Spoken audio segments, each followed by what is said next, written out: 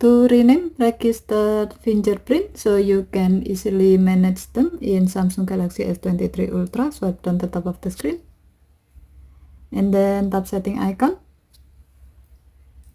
Scroll down the screen to find security and privacy. Tap security and privacy. Under security section, tap biometric. Tap fingerprint. Enter your current secure screen lock. As the example, if you use pattern, draw your pattern. Next, tap register fingerprint. You like to change its name. Enter the new name.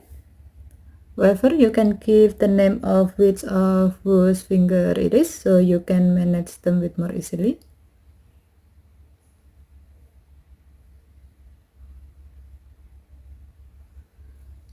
Tap save button. The selected fingerprint has been renamed. Okay, thank you for watching. Have a nice day.